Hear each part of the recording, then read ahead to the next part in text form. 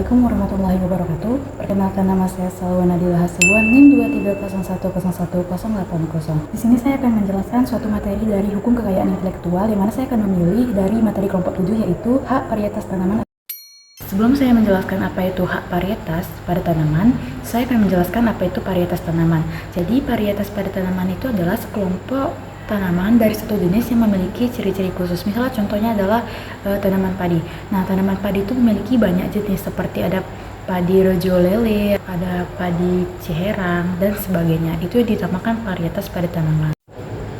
Yang pertama itu ada pengertian hak varietas. Jadi, hak varietas itu merupakan hak yang diberikan oleh suatu negara kepada seseorang ataupun badan hukum yang telah menemukan varietas pada tanaman baru, yang telah berhasil menciptakan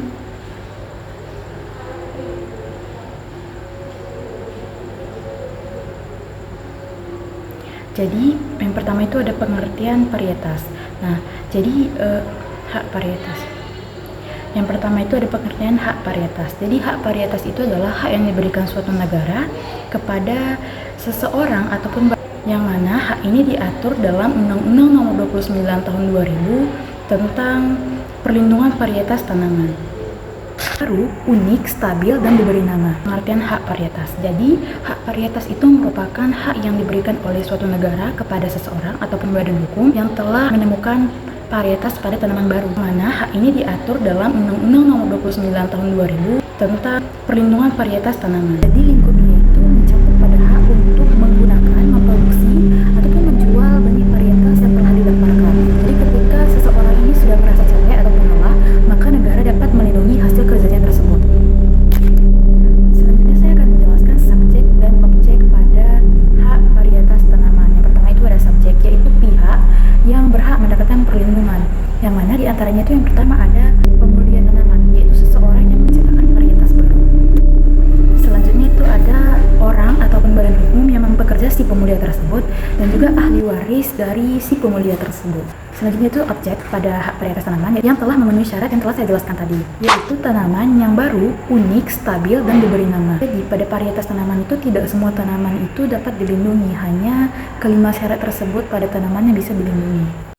Selanjutnya saya akan menjelaskan hak perolehan varietas tanaman. Jadi hak ini itu tidak otomatis didapatkan. Jadi pemulia itu harus mendaftarkan varietasnya ke Pusat Perlindungan Varietas Tanaman dan Perizinan Pertanian atau PVTPP, yang mana di bawah Kementerian Pertanian. Prosesnya itu mengajukan permohonan, dilakukan pemeriksaan administratif ataupun substantif. Jadi kalau misalnya dia memenuhi syarat, maka dapat diterbitkan sertifikat hak varietas tanaman. Jadi prosesnya itu mirip seperti mendaftarkan hak paten.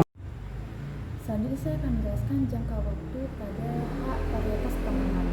Bahwasannya jangka waktu ini tidak berlaku selamanya, seperti yang diatur pada Undang-Undang Nomor 29 Tahun 2000, bahwa yang pertama itu ada tanaman semusim seperti padi ataupun jagung, itu dilindungi dalam waktu 20 tahun.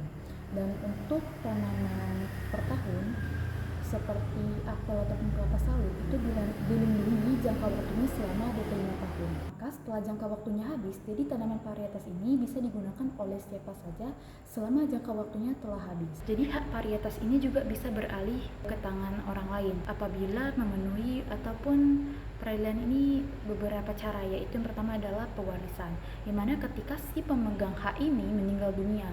Yang kedua yaitu pemindahan hak ketika terjadinya perjanjian kontrak seperti hibah ataupun jual beli. Yang ketiga itu adanya lisensi, ketika si pemilik hak varietas ini dia mengizinkan seseorang itu menggunakannya. Biasanya itu adanya bayaran tertentu. Jadi semua peralihan hak ini harus dicatatkan ke instansi yang berwenang agar sah.